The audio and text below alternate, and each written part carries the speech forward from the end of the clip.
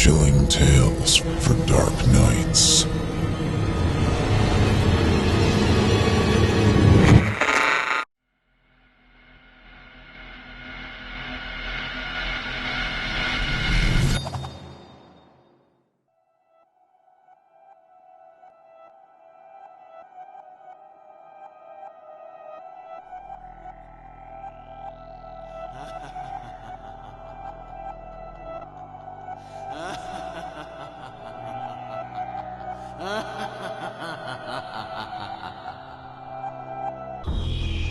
Come one, come all to our matinee of madness.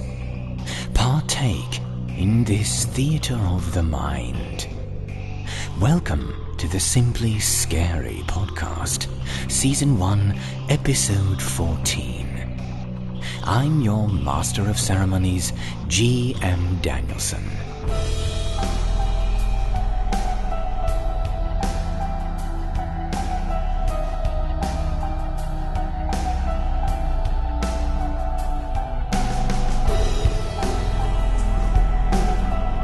Before we begin our first tale, I'd like to personally invite each and every one of you to stay tuned after our third story for some very special announcements, where we'll be providing information about our foray into an animated series and how you can help bring that nightmare to life. And now, without further ado, allow me to walk you down a truly dark corridor. When we think of what it means to be imprisoned, we imagine the tangible. Stone walls, iron bars, armed guards. Yet these are not the true keys to apprehension and imprisonment. In fact, we submit that the best way to confine a person may be through coercion, fear, and intimidation. What better way to accomplish these goals than violating the laws of nature to manipulate the situation supernaturally, thereby confusing your prey and prohibiting them from comprehending what is happening around them. Thusly, the creepy concoctions we've assembled for this episode are devoted to that very pretense, a terrifying recipe for paranormal imprisonment. Let us cut to your quick by careening into our first misdemeanor. Our first allegory of incarceration gives us a view into the world of a free man, liberated and oblivious. Someone who is not so free begins sending mysterious yet disturbing correspondences from prison. There are questions surrounding the reason for the letters and regarding their origin, and something feels decidedly wrong about the unassuming yet still unsettling messenger and his daily deliveries. As our recipient unravels these riddles, he may well unleash something that was better off constrained. John Evans performs Andrew Harmon's Letters from Prison.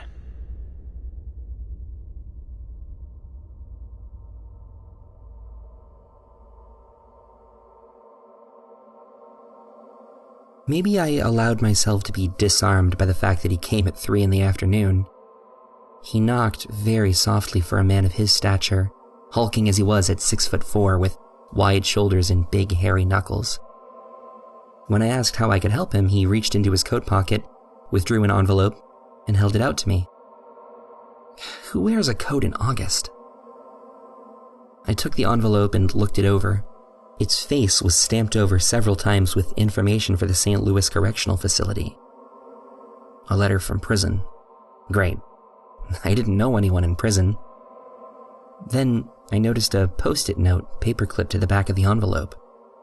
It read simply, "Please allow the courier to be present to witness the reading of this letter." I looked up at the man towering over me on the porch. Though he was large, he didn't appear threatening. If anything, his calm smile made me think he might be rather friendly. I asked if he had any clue about the contents of the letter or why his presence was necessary for the reading, but the tall man shrugged and gestured towards the foyer. I nodded and invited him in. In the kitchen, we both sat across from one another at the table. I offered him some coffee, but he silently declined. Glancing up at him one last time, I peeled the flap back and pulled out a 10-page letter, scrawled in hasty handwriting on lined yellow paper. The letter began, "You don't know me. You will likely never meet me. I am on death row at the St. Louis Correctional Facility. I was locked up for the murder of my wife and 2 children. Lionel was 3. Macy was just 6 months old. I loved them dearly, but I did kill them. I will admit that first and foremost. I hate myself for it, and I rot in my cell, tortured by the images of their blood dripping off my knuckles. Let me tell you my story." I looked back up at the tall man with obvious disgust on my face. His calm, soft grin didn't waver as he stared back at me. I got up to get a glass of water and then returned to the letter. The author of the letter, whose name I found out was Fitz Willard, had been incarcerated several weeks earlier and had begun work on his letter as soon as he had access to stationery. He never explained how he got my address or why he chose me to share his story with, but the story was brutal. Fitz Willard claimed to have been cursed. My first thought was that he suffered from schizophrenia, but he explained that he had been tested for it, and everything came back negative. He insisted that a demonic spirit was attached to him. The evil spirit taunted him and tortured his every waking moment. It whispered evil deeds in his ear as he lay in bed at night. It appeared in his reflection as he walked past mirrors. The demon was constantly suggesting cruelties and filling Fitz's brain with insecurities, phobias, and sinister ideas. Fitz's day-to-day life became riddled by a running commentary on the weakness of humans, the frailty of flesh, and the freedom of bloodletting. Work meetings became haunted by the demon's screeching. The spirit hissed terrible things about every face Fitz passed on the street. Still worse were the demon's thoughts on Fitz's family. He called Fitz's wife a whore, called the children ungrateful bastards. The demon told Fitz that his family didn't appreciate him and that his wife was cheating on him, that his children couldn't stand to be around him and that Fitz could never provide enough for them, that their house was a sty, that their clothes were rags, that everything Fitz had worked towards his whole life was a mediocre joke at best. For 10 pages, Fitz Willard recounted the madness that crept into his psyche, the nightmares that woke him dozens of times at night. The demon made light bulbs flicker as Fitz walked under them. He made the bathtub run red like blood. Flies gathered on the mirrors, and the demon's suggestions became more and more furious. They became demands, threats even. Until one day, Fitz caved in. Caved in the skulls of his 2 infant children with his bare fists, before strangling his wife of 8 years so hard that he fractured the vertebrae in her neck before she finally asphyxiated. That's how he ended the first letter. The tall man stood and nodded to me in silence, and then I let him out the front door. Needless to say, I was shaken. Why would someone decide to share such a terrible story with me? The following day, the tall man stood on my porch again, at 3 in the afternoon, and when I answered, he handed me the second letter. As off-putting as I found the first letter to be, I realized as I sat watching television that night that I couldn't shake the story from my head. I took the second letter and led its deliverer to the kitchen table once again. I wanted more. What best describes the nature of the second letter? Dark, twisted, desperate. The yellow paper was rife with drawings of forlorn figures huddled in corners and tiny bodies splayed out in pools of pencil gray. Smudges of graphite made all the little doodles appear in shadows. The second page of the letter was just one big drawing. A woman's face, twisted up in suffering, her mouth hanging open and her throat packed full of maggots. Spiders wrapped up in her hair. Tears whipping down from her eyes. Her hands grasped her own face, jagged nails dug into her cheeks. That second letter gave a name to the demon. Grimdeed. Grimdeed the Tormentor. I glanced up often from the letter to the man sitting across the table from me. Did he know the terrible tale that I was being told? Is that why it was so important that he was present when I read it? His gentle smile never faltered, never faded, as he looked idly around my kitchen. Fitz elaborated on his descent into madness, about the tearful call he made to 911 as he stood over the lifeless bodies of his family. He talked about the trial and how, even in the courtroom, Grimdeed sat behind him at the defendant's table and cursed everyone present. Grimdeed demanded that Fitz try for the bailiff's gun at the conclusion of the trial, and Fitz did. This led to a brief beating. Grimdeed said that Fitz should stand at the door of his cell, screaming profanity and threatening the guards. This led to a longer beating. Grimdeed told Fitz to spit at the judge the next day at trial, and as defeated as Fitz's poor conscience was by the demon's constant influence, he did. The letter ended with another drawing, this time of the whole courtroom strewn with slaughtered lawyers and the judge hung above his stand. All of it was in the smeared gray of pencil lead with grimy fingerprints pressed into yellow paper. On the third day, I was sitting at the bottom step just inside my door waiting for 3 o'clock. Right on time, the courier arrived, and without a word between us, I let him walk through the door. He set the third letter on the kitchen table and sat down. His smile was brighter today, wider than usual. I suspected from his demeanor that he had just delivered the final letter. I peeled the envelope open and sat with a steaming coffee at my elbow. In his third letter, Fitz talked about his days in prison, how, even during his incarceration, Grimdeed the Tormentor haunted him. He described how slow the death penalty took, how he may die of old age in his prison cell long before an execution date was set. His penmanship became a barely legible scribble. His writing was frantic. He was a rat trapped in a cage, constantly prodded by the cruel musings of Grimdeed the Tormentor. Fitz's sanity had long since abandoned him. He doodled himself smearing what appeared to be feces on the walls of his cell with his hands. Fitz said he was thinking about ripping his ears off, in hopes that he would deafen himself and escape Grimdeed's whispers. The yellow pages had stains on them from Fitz's tears. He apologized for that. Then, on the last page, a spark of hope. As if Fitz had stopped and gathered himself, his handwriting once again became clean and clear. The last lines read, "Grimdeed has grown bored with me. Being locked up like this, I can't do much evil worthy of him. He told me how to end my curse. Well, no, the curse never ends exactly. This is why I'm writing to you, to pass the curse along to its next victim. But since I still have a sliver of humanity left in me, I'll at least tell you how it's done.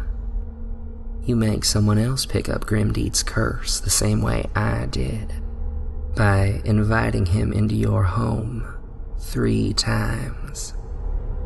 My heart froze. I didn't dare to breathe as I looked up from Fitz's taunting signature at the end of the letter to find the tall man staring into my eyes. His eyes were an endless black. That cruel grin was wider than ever. Set flame to the letter, Grimdeed demanded.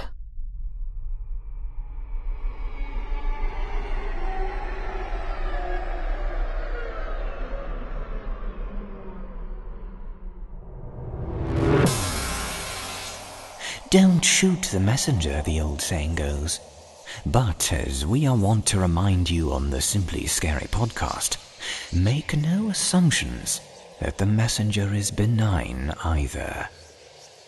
Before we become acquainted with our next tale, let us share a brief important message that we promise will not be so harrowing.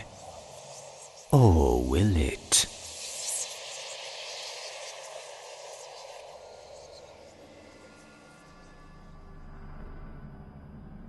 Do you think you've got a story which has what it takes to be featured on our broadcast? Visit simplyscarypodcast.com/submit-a-story, and we'll see if you've really written a tale that will haunt our audience long after we finish telling it. If you are an author and would like a professional audio adaptation of a body of work you have created, reach out to us at contact@simplyscarypodcast.com, and we can set up a free consultation to explore how we can help you to reach a whole new audience.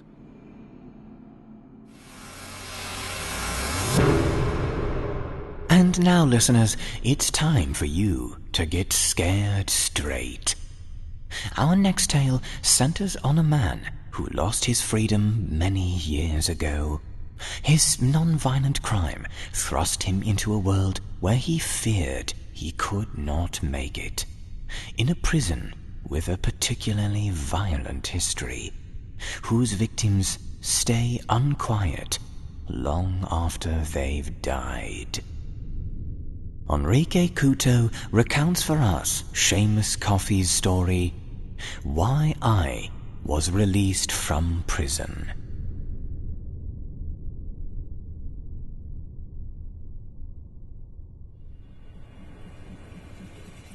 On February 12th of 2002, I was convicted of violating the Computer Fraud and Abuse Act of 1986 and nearly 24 other related crimes. I was sentenced to 20 years in a maximum security prison. On June 2nd of 2002, I was released from prison and sent on my way. I was not placed on probation or parole. Those not intimately familiar with my case might scoff at the above statements, but they are completely factual. It is the events that occurred during that 4-month period that are the reason my sentence was commuted and I was sent home. I arrived at the United States Medical Center for Federal Prisoners in Springfield, Missouri on February 13th of 2002 at roughly 9 in the morning. The 2 U.S. Marshals who delivered me handed the intake officer a stack of paperwork and signed a form before leaving me in the care of the Bureau of Prisons. I was 18 years old and wet behind the ears. I had a lengthy juvenile record, but this was the big leagues. A guard read through my intake form and said, "Hacker, huh?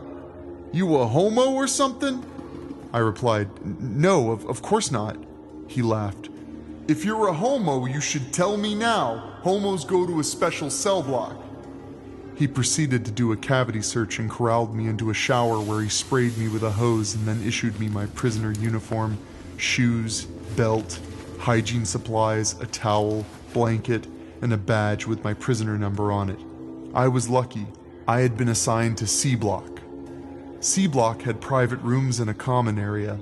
My room was a 10-foot by 6-foot cell that had a single bunk, a jail toilet with a sink in the basin, and a locker that served as a nightstand and a table. There was a camera in the upper left-hand corner over this 3-inch thick steel door with a single tempered glass window at just about eye level. Okay, so now that I've given you an idea of what kind of place I was at, let me get down to brass tacks. This was a giant stone building where every imaginable evil was committed on a daily basis for the better part of 70 years by the time I'd got there. I'm not asking you to believe in ghosts, but that prison is haunted. Inmates would report hearing rustling noises outside their doors or knocking on the walls behind their cells. Nearly everyone on C Block had a story about Old Jim. Old Jim was a guard during the riot of 1941. Legend has it he turned the corner onto C Block and the inmates tackled him to the ground and raped him to death. Other versions of the story claim they raped him and then stabbed him. The point is, he died horribly. On some nights, when we were supposed to be asleep, we'd stand at our meal flaps and have conversations through the crack. Every now and then we'd hear keys jingling and footsteps in the hall. If anyone was brave enough to look up, they'd see nothing, if they were lucky. Anyone that reported to have looked old Jim in the eyes was called a liar. As the story goes, if you look old Jim in the eyes, he'll come to your cell and kill you. More than one inmate had been found mutilated in their cell over the years. Even with the cameras in place, there was no evidence that anyone had been in the cell aside from the victim. We traded old Jim sightings like campfire stories, but he was far from the only ghost. My cell in particular was especially terrifying. Unlike most cells, I had a grate in my ceiling. It had been bolted up with mesh wire, but that didn't stop a previous occupant from making rope out of his sheet and hanging himself. Some nights when it was dark and everyone was asleep, I'd wake up and see this guy dangling over me. I'd close my eyes as quickly as I could. I asked Sarge, one of the inmates I had developed a bit of a friendship with, about it. He said that it was this Nazi guy that died in my cell back in the 50s.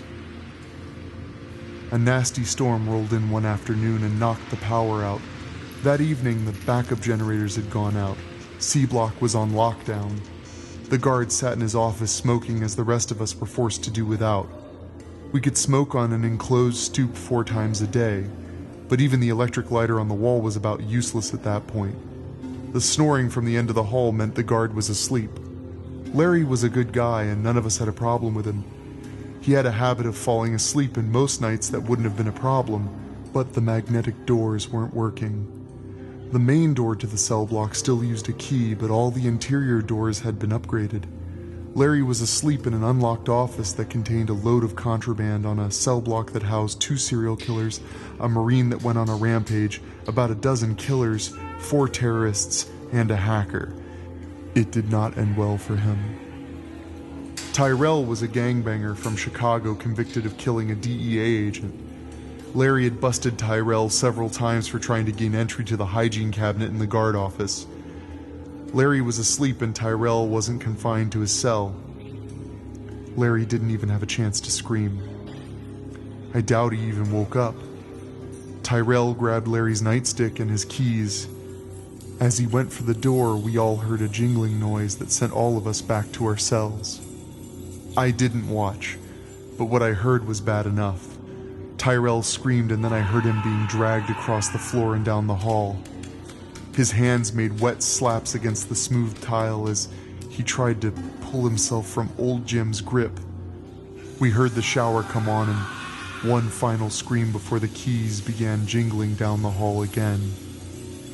I looked up from my position crouching inside the door and saw the Nazi hanging there.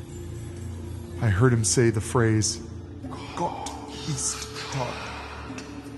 Bernie, a former dentist and convicted serial killer, lived in the cell across the hall from me. I heard Bernie shout, but I was paralyzed with fear. It was only when I saw the Nazi clawing at his noose that I moved out of the door with my eyes to the floor and headed for the common room. By this point, everyone was screaming. Everyone, that is, except Sarge. Sarge reached out of his door and grabbed my shoulder. I would have liked to have had a heart attack right there on the spot, but he pulled me in and told me to be quiet. Sarge wasn't innocent. He openly admitted to his crimes, something that was rare in prison. While he was deployed to Iraq during Desert Storm, 2 men broke into his house and kidnapped his daughter. He received the news after returning from a mission. At that very moment, he went AWOL, found his way back to the States, and tracked those men down. By the time he was finished, you could have fit their remains in a shoebox. He turned himself in the next day. Sarge whispered, "I think you'll be fine, but I'm done for." I whispered back, "What do you mean?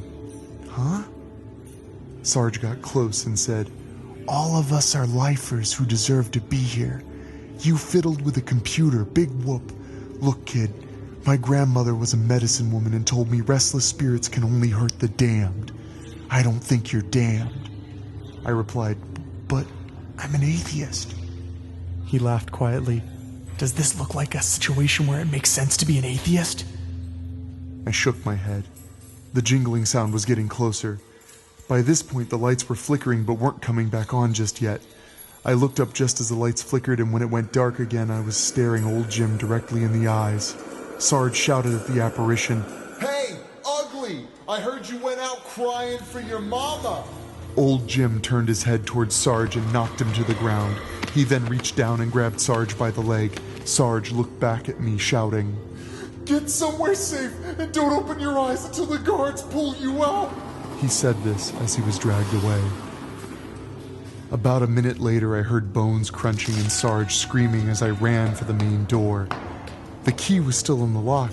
I turned it and ran to the smoking stoop. I sat there with my eyes closed for the next several hours. The sun came up, and with it came several guards that pulled me off the smoking stoop. I didn't respond. I was all but catatonic at that point. I had seen things no one should ever see and lived. I was moved to solitary for the better part of a week, and even still I didn't respond when questioned.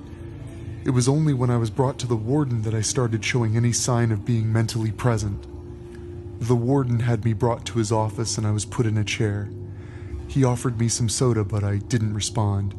Then he clasped his hands behind his back and walked over to his desk. After sitting down, he said, "This happened back in 44 and again in 59. Before my time, mind you, but I read the reports. Never had a survivor before. Honestly, we don't know what to do with you." I looked up at him. He smiled and continued, "I talked to a friend of mine with the federal prosecutor's office, and he said you're a non-violent offender that broke a computer or something and made some threats.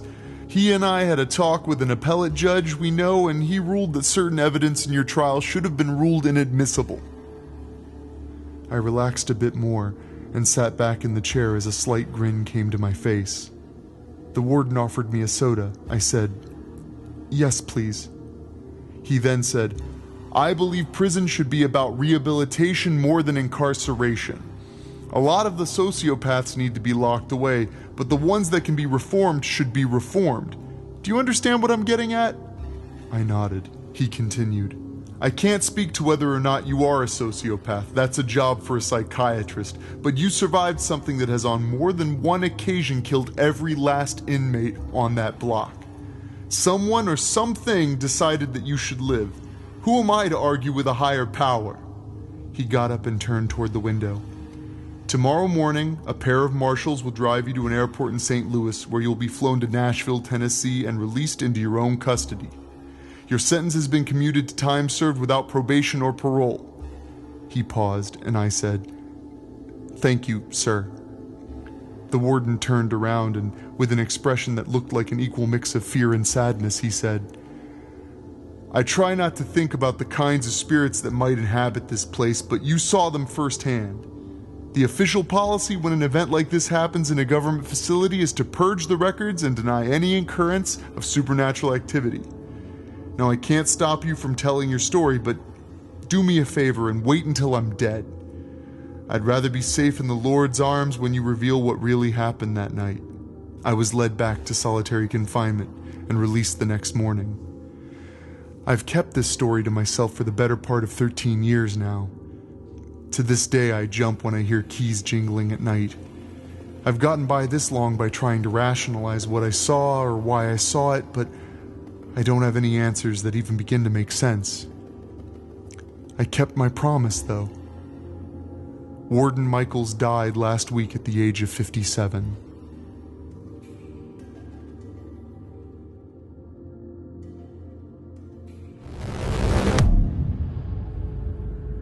Some prisons are a life sentence, no matter how many parole bargains your legal team makes. Whether released by the law or by sweet death, you carry those spirits of captivity with you. And that impounding usually means they are spiteful spirits. But enjoy a reprieve on us from this episode's confining subject matter with a short message, for you will reoffend, and be back with us momentarily to continue your sentence. That much is assured.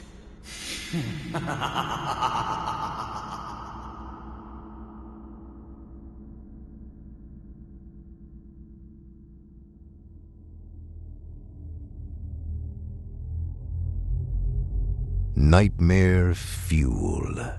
We love it. We inhale it.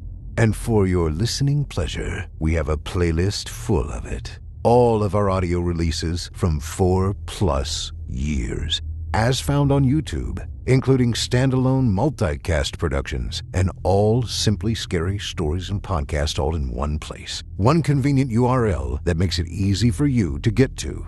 Nightmare Fuel. Find it online right now at www.simplyscarypodcast.com/Nightmare Fuel.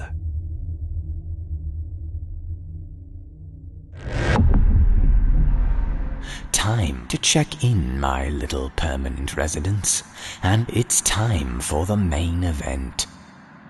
Our final story doesn't concern a prison faculty per se, but a metaphorical prison of fear. Specifically, the recently noteworthy coulrophobia or fear of clowns, as well as the age-old fear of enclosed spaces.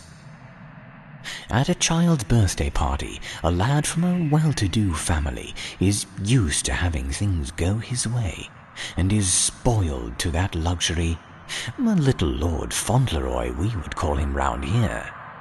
But his grandparents' gift will teach him just how badly things can go for him. Kalen Scott Carter dons the mask for us in Elias Witherow's Crown the Clown.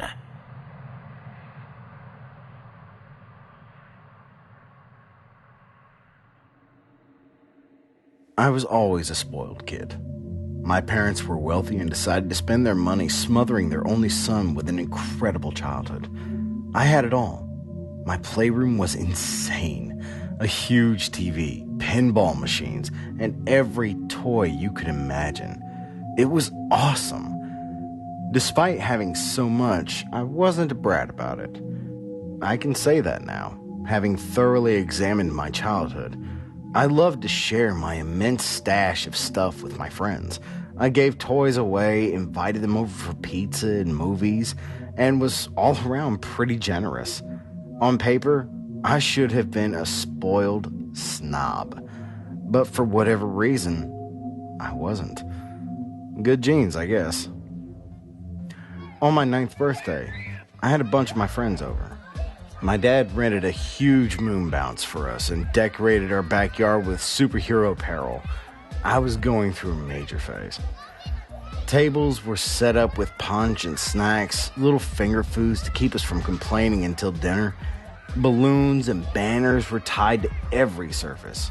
My parents' way of establishing how loved I was. Music played from giant speakers my dad had set up on the back patio.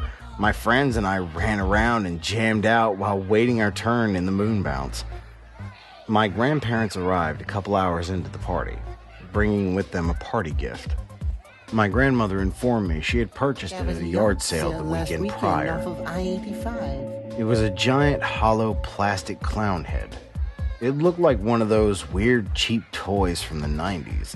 Something that was popular for a week before getting all of its units shelved. Its face was white with red circles lining the painted eyes. A smile was smeared to its lips. A big goofy grin that was also painted red. The nose was a bulbous orb of plastic that sat oddly on its face like a giant gumball. As I turned over this strange gift in my hands, my grandfather handed me a plastic gold crown. He said it was part of the game. Seeing my confusion, my grandmother laughed and explained what it was. She said I was supposed to wear the clown head while my friends attempted to sneak up and crown me. I flipped the head over and saw serrated notches lining the bald dome where the crown went. I thought it was pretty lame, but didn't want to be rude. I dutifully slid the plastic clown head over my own, the interior hard against my temples. As it settled over me, I realized I couldn't see anything. Red light filtered through the plastic, but there was a concerning lack of eye holes. My grandfather chuckled as he watched me stumble around, hands outstretched so I wouldn't bump into anything. I asked why there were no eye holes, and he told me it'd be too easy for me to win the game. I had to rely on my ears to keep my friends at bay.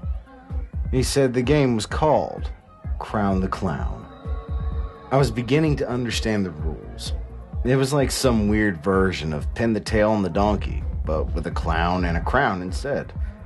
My friends had gathered around to watch me, and soon they were laughing and calling out for me.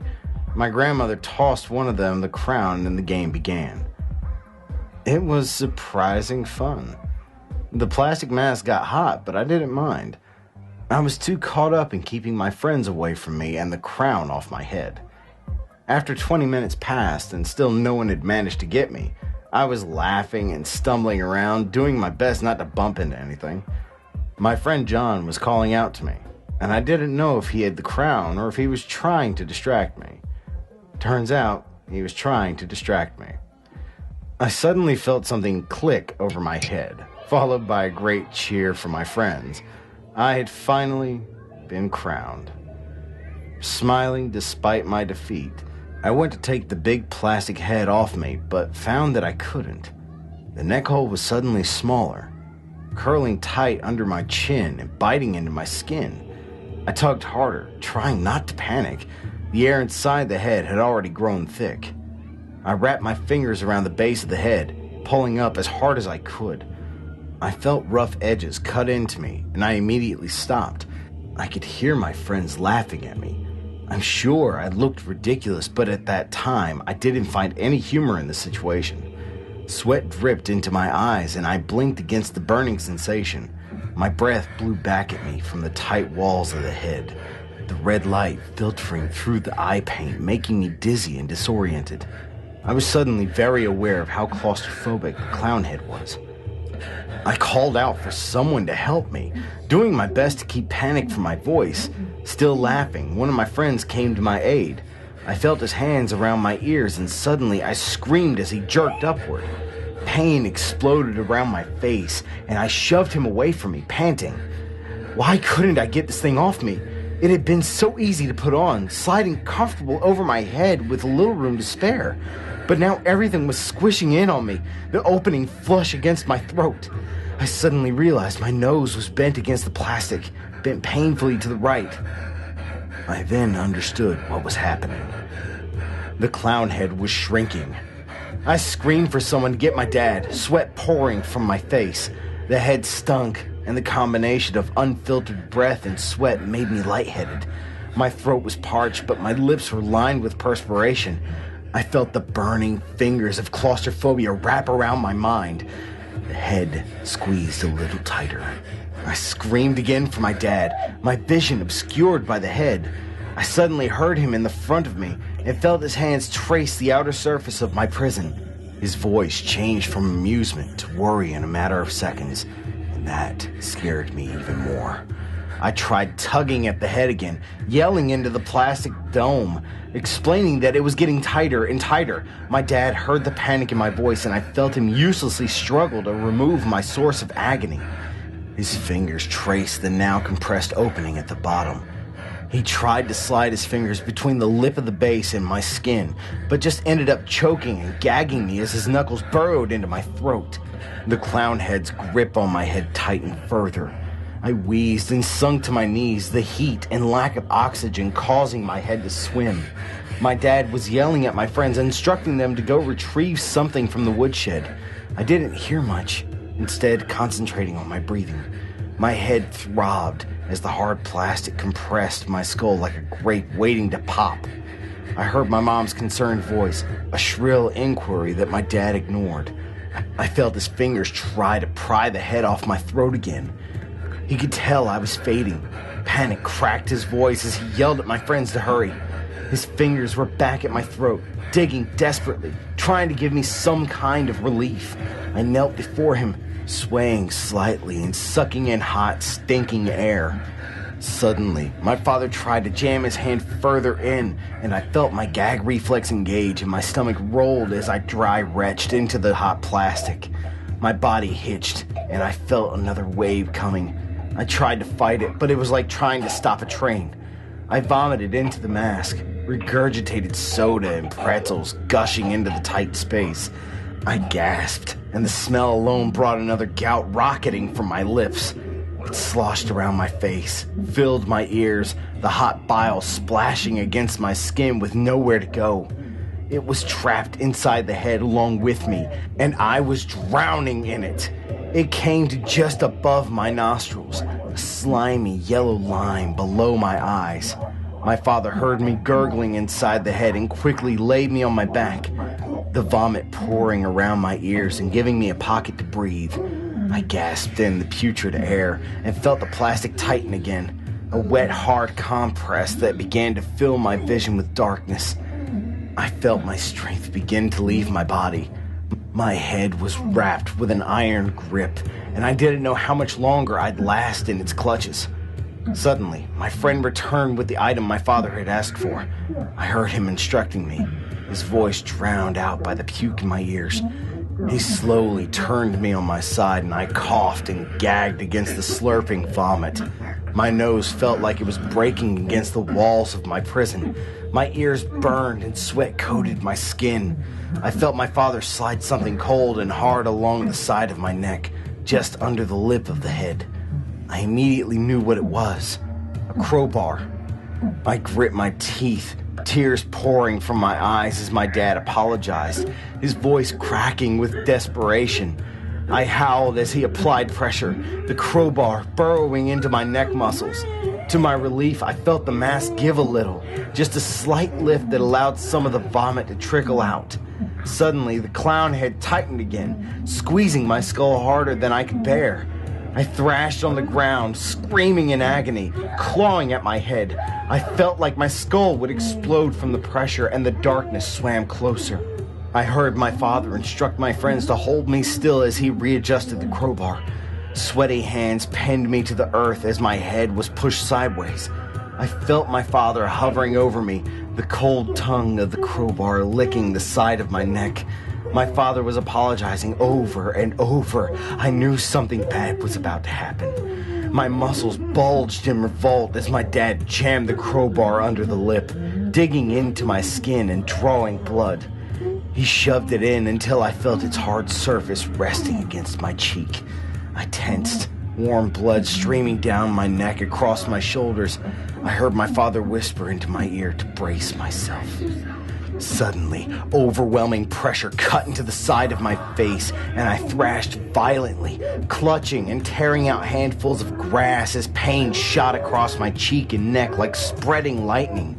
The edge of the crowbar crunched into my jaw as my father applied pressure, a last-ditch effort to remove the clown head before it killed me.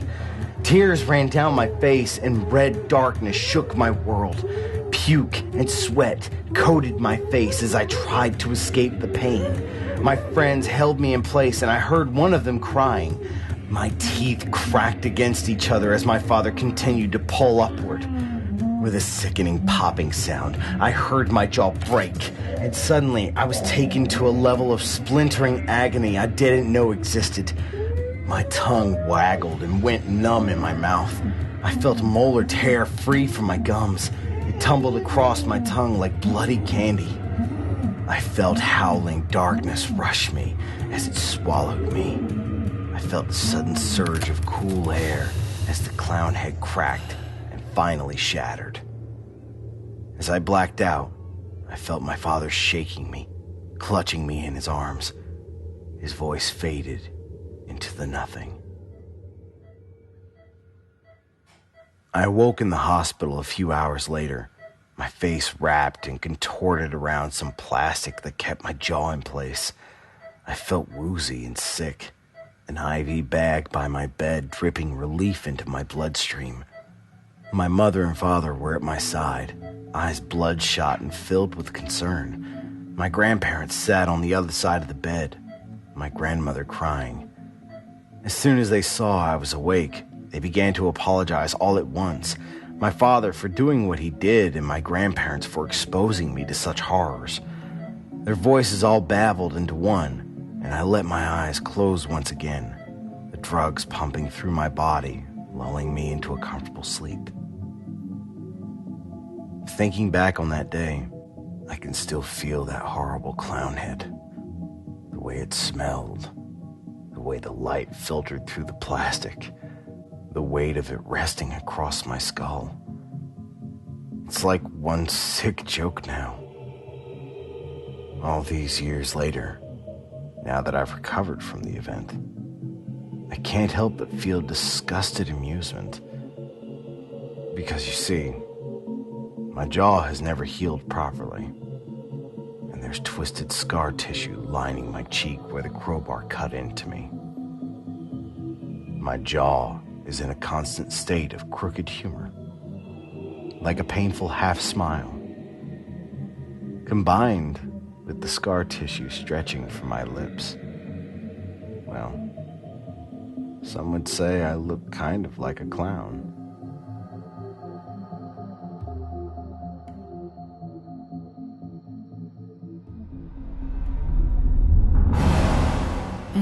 It is such a cliché to say that clowns are generally regarded as more creepy than funny. Still, they just keep laughing and laughing, no matter how much you cry. When we return from our final short break, we will commute your sentence until the next episode. But first, you must hear the conditions for your release.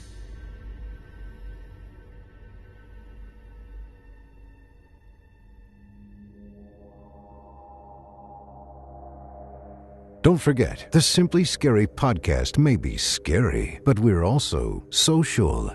Find us on Twitter at twitter.com/Simply Scary Show or facebook.com/Simply Scary Podcast. Once you subscribe to us, you'll be notified as soon as a brand new episode has been released. The Simply Scary Podcast. We love the fact that you listen to us, and the fact that you continue to is incredibly important to us. We just thought we'd make it a little easier.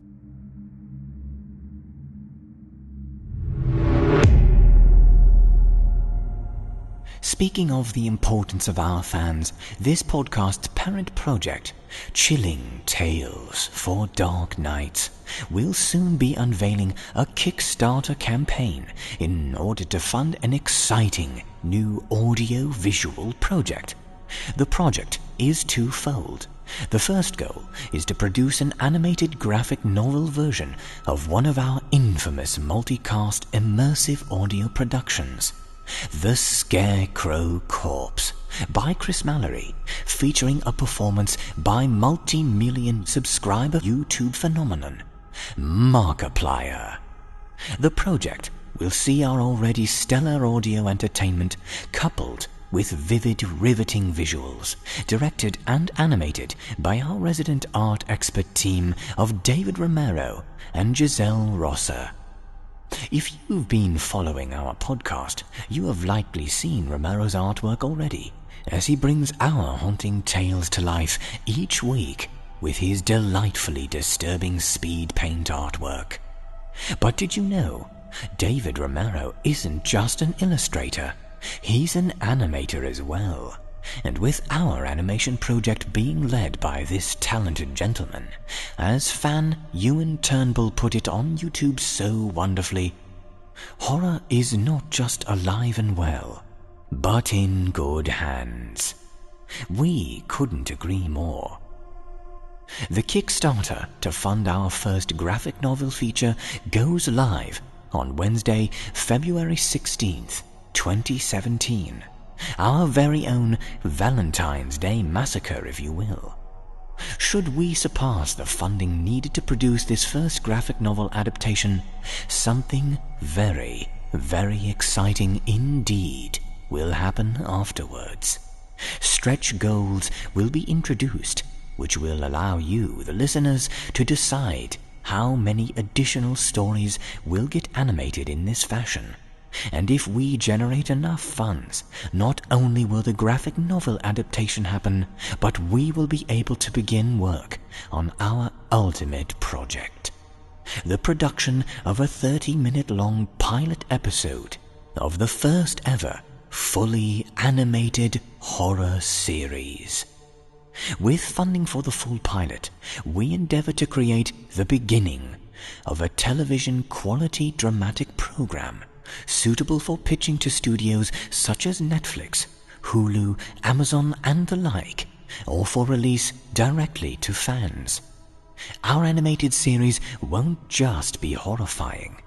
It will also be innovative and interactive, featuring brand new tales submitted by you, the members of our audience, as well as chilling tomes from some of your favorite previously featured authors. You can find out more information now at chillingtalesfordarknights.com/animated, and be sure to subscribe to the Chilling Tales for Dark Nights YouTube channel, where frequent information will be released beginning this month. You can also support our unique brand of thrilling entertainment by visiting chillingtalesfordarknights.com/tour and signing up to be a patron of our withering wares, getting you access to features you will get nowhere else. Every membership counts toward helping us make your nights more chilling and much darker. So share us with everyone you know. Plus, a patron's membership would make a great gift for that little goblin on your list this holiday. Now, speaking of membership privileges, it's time for us to award this episode's iTunes reviewer.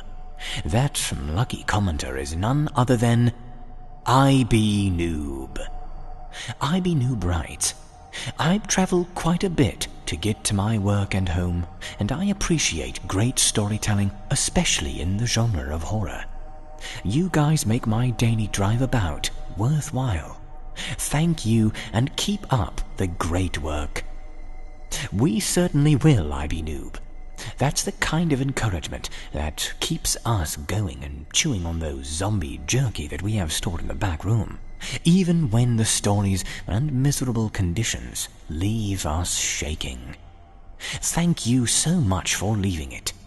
IB Noob will need you to send a screenshot of your iTunes profile page with screen name and review pictured to contact@simplyscarypodcast.com.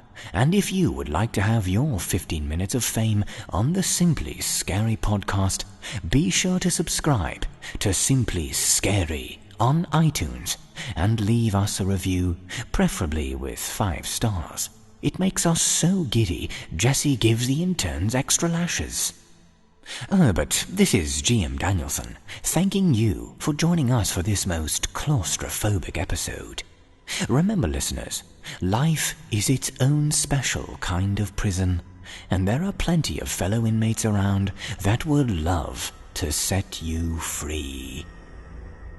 We will see you next time, when we show you there is nothing simple about being scared.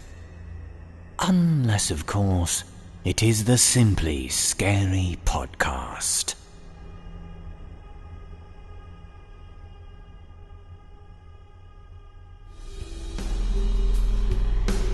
This is executive producer Jesse Cornett. If you like what you hear, be sure to check out more from these authors at simplyscarypodcast.com. There you can find all information regarding the show and the stories appearing here in our podcast. The Simply Scary Podcast is a production of Chilling Entertainment. The Showcase is written by Jesse Cornett and Dustin Kosky and produced by Jesse Cornett.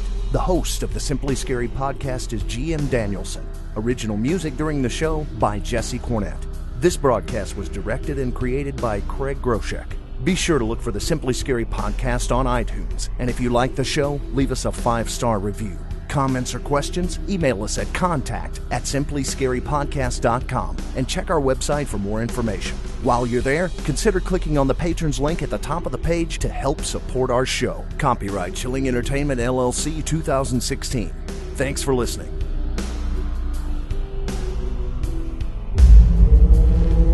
Chilling Tales for Dark Nights.